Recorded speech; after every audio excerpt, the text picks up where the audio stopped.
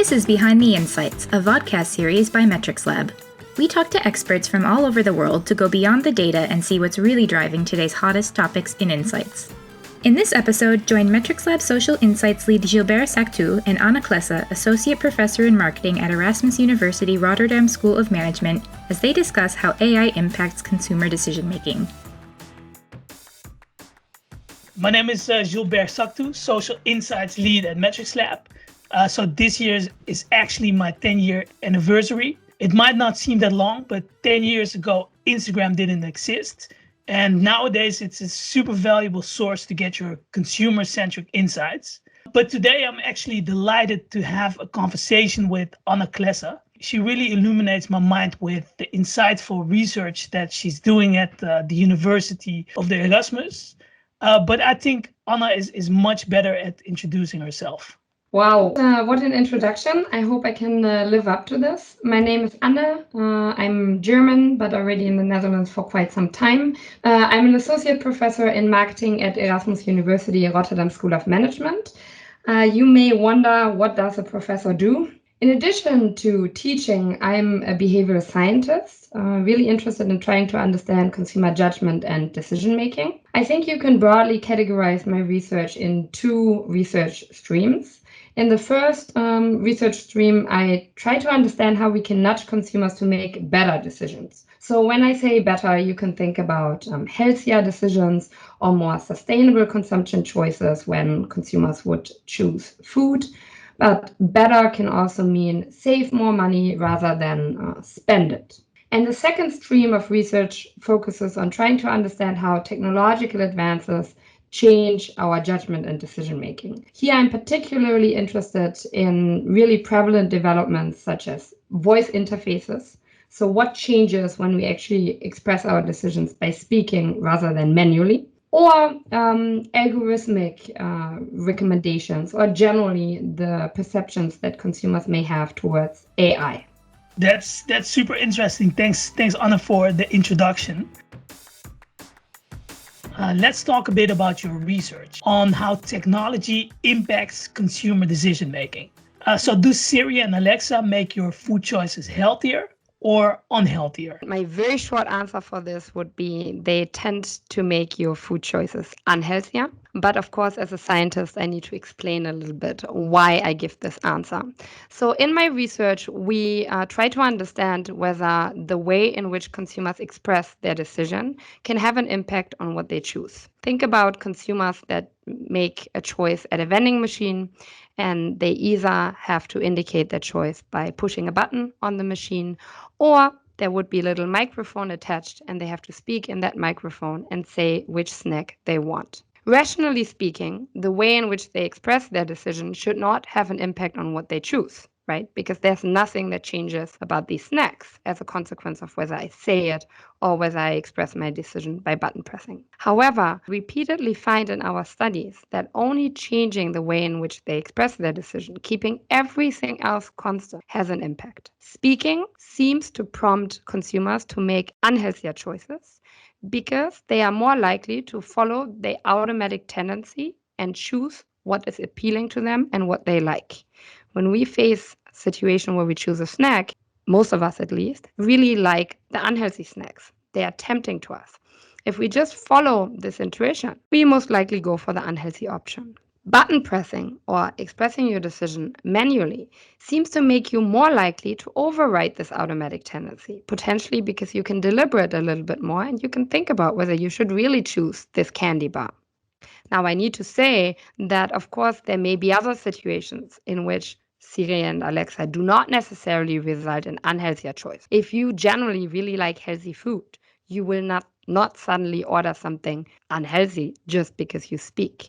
But for consumers where they have a tendency to like unhealthy things, expressing a decision by speaking, for instance, which pizza to choose, may result in unhealthier choices. So voice interfaces, of course, become more and more prevalent. And I was curious to hear whether you actually have any clients that potentially already make use of these voice interfaces, and whether you know if they see any effect on how their consumers make decisions, or whether they potentially think about using such strategies to nudge consumers to make healthier choices. Yeah, without mentioning like any specific clients, I do think this type of research or these findings make a lot of sense for a lot of our FMCG partners because they are looking into ways on making healthier choices more prevalent for their consumers or their customers. Another interesting development in marketing research is the increasing popularity of using AI. Is this also a hot research topic at your department? Yeah, so you're absolutely right. There's really a lot of research going on, AI and automation in various research fields, and then, of course, including marketing. At Erasmus University, we recently founded a new lab, Erasmus Center of Analytics, and we call this lab Psychology of AI. This lab is directed by Stefano Pontoni, who's done a lot of research in this area, and it includes several of my colleagues and also myself. Objective here is to engage in research that tries to help us understand the human side of data. So not the technical side, how is an algorithm configured, but more, what do consumers believe about AI? What do they believe about technological replacement of human labor by AI? What do they think about automation?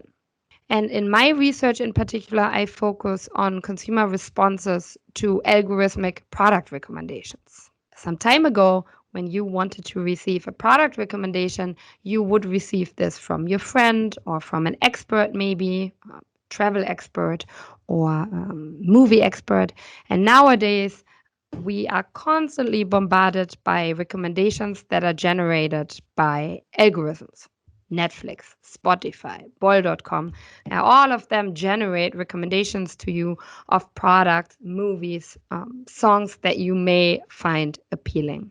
What is interesting is that if you talk to companies, they focus to a great extent on the technical side, on trying to understand how can we improve these algorithms? How can we make them better and better and better at predicting what you like? How can we increase accuracy? And of course, this is really important, but it's only one side of the coin. And a really brilliant PhD student, Phyllis Guy, she did her PhD at our department. She cleverly noticed, that there seems to be very little research on trying to understand how companies should communicate to you as a consumer on what basis this recommendation was generated. And that is research that we have been doing. If I may give you an example, let's assume you bought a book, Bol.com, and you were browsing and you looked at a book, you clicked on it, and then there show up a range of recommendations of other books. And Bol.com will give you an explanation for why you see these recommendations. And they may tell you that you see it because this book is similar to what you just looked at. Or they may tell you that you see this because other consumers who looked at the book that you just looked at also looked at this other book. So this is the explanation that comes with your recommendation. And we in our research see that not all explanations are equally good at triggering consumers' interest in the recommendation. We see that particularly if consumers get to know that this recommendation is based on what other consumers like, click-through rate on that recommendation increases. Now, why is that? Because if you tell me that other consumers also like this, it also tells me that there's some taste matching. And I can use the taste of these other consumers to infer that I most likely will also like this book. Whereas when you only tell me that this book is similar to the book I just looked at, I can only rely on this product attribute. We've done many experiments that would show this user-based framing is more effective. What is interesting about this, at least to us, is that these algorithms are so complicated that companies, of course, need to find a very brief explanation for why you see this. These algorithms take both things into account. They take into account product-related attributes and user-based related attributes. So basically, they can pick which of these explanations they would highlight. We show that in many cases, a user-based explanation is more effective. So what this means is that companies such as Bol.com or Amazon, they could really improve the effectiveness of their recommendation simply by changing the way they explain it. Correct. That is the essence of our research. It's a perfect summary. I do need to say that with research, always, there are situations in which this is not the case. For instance, if you have consumers that feel that they really know a lot about a product domain, so if you feel that you know a lot about books, you may think that this taste matching with other consumers is not successful in really matching your very refined taste. So for expert consumers, this user-based framing would not be more effective. At the same time, if I somehow provide you some information on who the other consumers are on whom I base this recommendation, and these consumers would be very different from you, for instance, in terms of age or gender, a user-based framing will also not be more effective. So this is all super relevant and super practical and also insightful. I always had the idea that academic research really differs from commercial research because academic research is really strongly focused on theory.